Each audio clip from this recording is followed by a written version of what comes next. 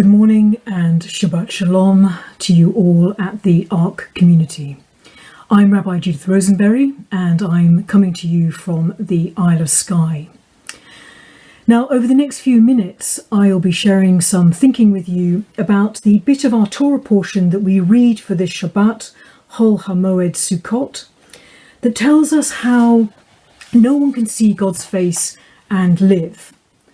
This is from Exodus 33, verses 20 to 23, and it's a segment of the Torah portion that can be read or interpreted as a warning against pursuing an unmitigated or direct relationship with God. Now, perhaps this sounds a little counterintuitive for many of us today, but we only have to listen to the words of Emily Dickinson, who illustrates the point that I will be reiterating later on, beautifully in a few lines of a very famous poem that she wrote. Tell all truth, but tell it slant. Success in circuit lies. The truth must dazzle gradually, or every man be blind. So the text that I'm commenting on this morning goes something like this. God says to Moses, "You cannot see my face, because no one can see my face and live.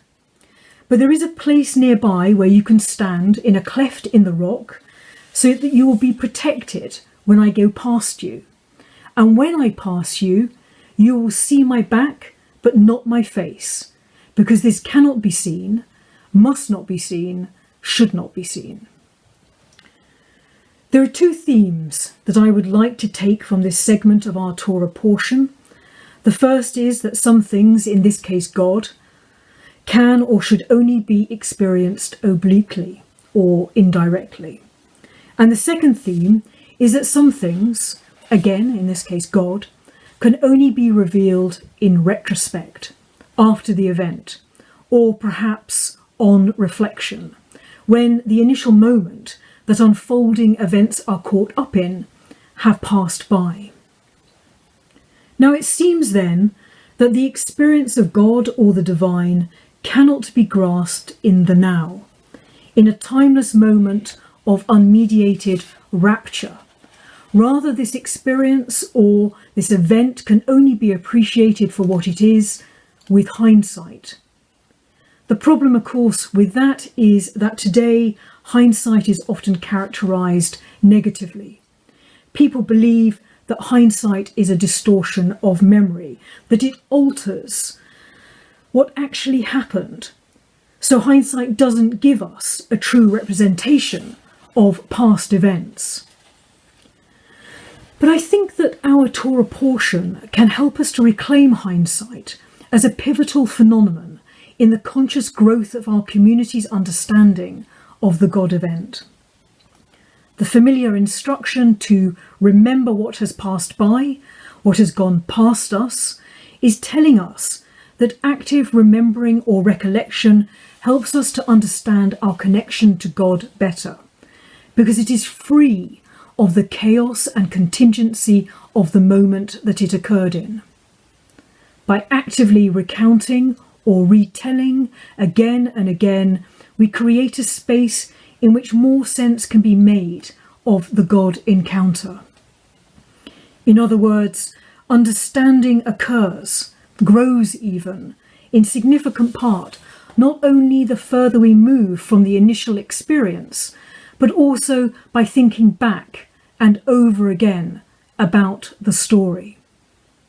Understandably, as the distance between the original events recounted in Torah and us grows, widens, the temptation is to abandon these stories as archaic, outdated.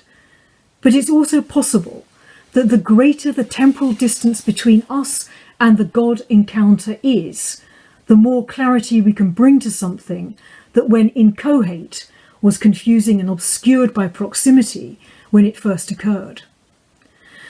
The modern Jewish thinker Walter Benjamin, along with many others, raises remembering or recollection to the status of the essence of human existence. It is recollection, he wrote, that is the source of all the power of our internalized existence. Essential then to human understanding is not the moment of its immediate brilliance, but rather its recollection and afterglow. Today, almost everything about our lives runs counter to that insight, that we should allow time or things to pass by us and to not react to them immediately in order that a more adequate or fuller perspective be given time to come into view. Rather, the flood of information and the rapid cutting sequences of our media, which force the eye to digest what it sees quickly, does not allow for any kind of reflective lingering. This, after all, would be detrimental to the preoccupation that we now have with the rapid turnover of spectacle and consumption.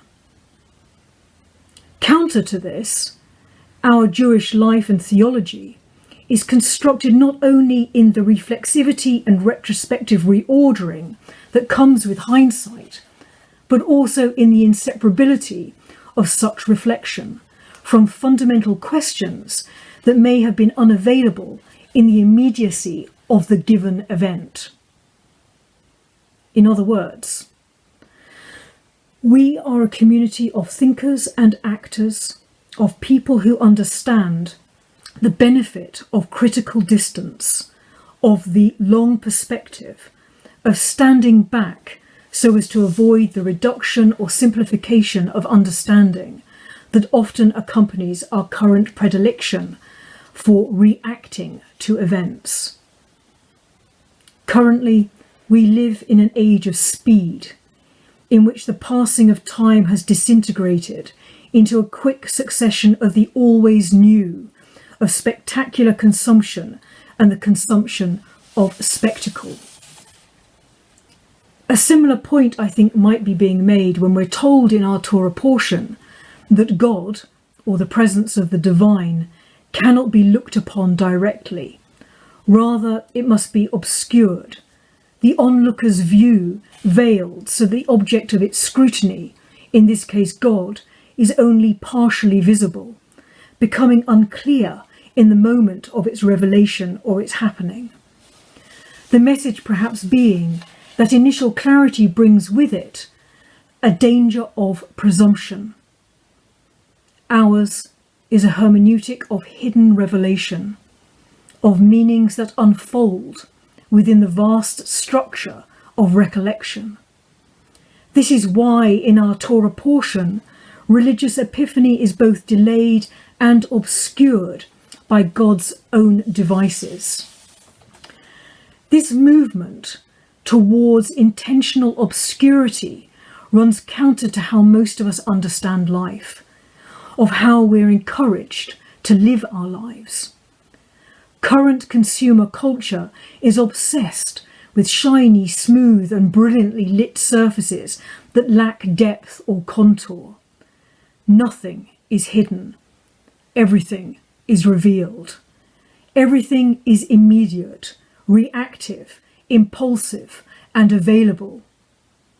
But what I have gleaned from our Torah portion is that this is not so with God, or with the God idea, whose revelation exists within an entirely different kind of temporality, one which is slow and long-lasting, unfolding within both vast and infinitesimal distances from us, between what is and has been, revealing itself obliquely, slantwise.